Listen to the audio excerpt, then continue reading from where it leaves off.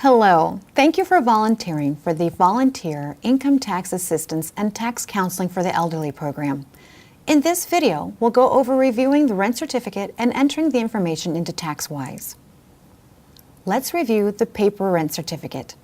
You must make sure the rent certificate was properly completed. Review the certificate the claimant provided before entering the information into TaxWise. Claimant and landlord sections. Make sure the claimant filled in lines 1 through 5 and that his or her landlord filled out lines 6 through 13. Make sure the landlord signed and dated their certificate. If the box on line 5 is checked, it means the landlord did not sign the rent certificate.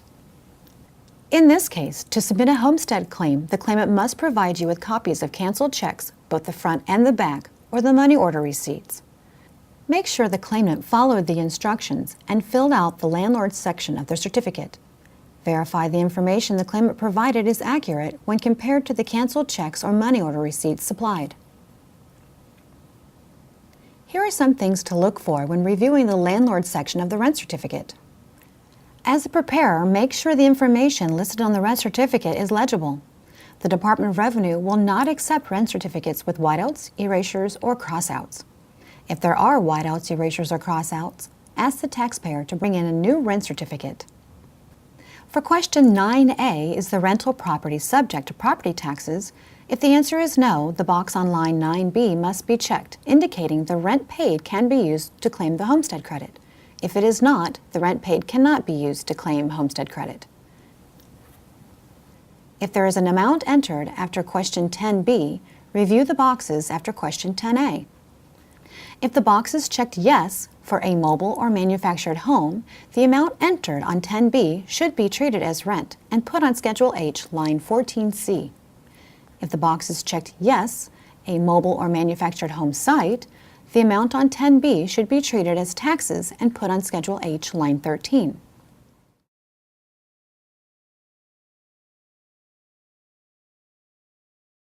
Let's take a look at the shared living expenses schedule.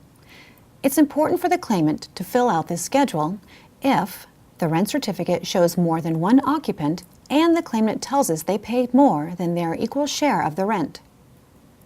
If the shared living expenses schedule is not filled out, tell the claimant he or she will only receive credit for the total amount of rent divided by the number of occupants.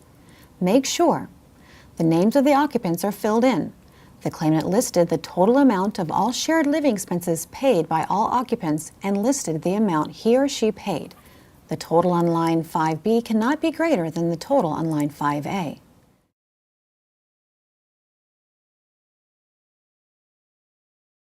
Now let's enter the information into TaxWise. Open WIH page 1 located on the bottom left of the screen. Select Homeowner or Renter. TaxWise will generate the property tax bill or rent certificate for you to fill in depending on which box you check. The name and Social Security number on lines 1 and 2 of the rent certificate will automatically fill in from the main information page. Verify with the taxpayer that their name and Social Security number are correct. Now, using the exact information from the paper rent certificate, enter the claimant's information on lines 3 and 4. If the landlord didn't sign the rent certificate, check the box on line 5. If the landlord did sign and date the rent certificate, enter the information on lines 6 through 10 exactly as it appears on the rent certificate. For lines 11A through 11E, the landlord should have provided information based on the period of time the claimant lived in the rental unit. Now enter lines 11A through 11E exactly as it appears on the rent certificate. In 11A, enter the rent collected per month for the rental unit. Use additional columns on lines 11A and 11B only if the rent amount changed during the year. In 11B, enter the number of months the claimant rented the unit. In 11C, the total rent collected for the rental unit will automatically be calculated. In 11D, enter the number of occupants in this rental unit. Do not count the claimant's spouse or children under 18. If the number you entered is more than 1, you will need to use the information the taxpayer provided on the shared living expenses schedule located on the rent certificate. The taxpayer should have the schedule already filled out. As the preparer, you should not prepare the schedule for the taxpayer. In 11E, enter the claimant's share of the total rent paid for 2012. Do not include rent paid for other renters or amounts the claimant received directly from a government agency. Now enter lines 12 through 13C exactly as they appear on the rent certificate. For 12, if applicable, enter the renter's share of the value of food and services provided by the landlord. 13A. This line will automatically fill in. This is the rent paid for occupancy only. 13B. Check the appropriate box if heat was included in the rent or not. 13C. If the claimant lived in a long-term care facility, community-based residential facility, or nursing home, check the appropriate method used to calculate line 13.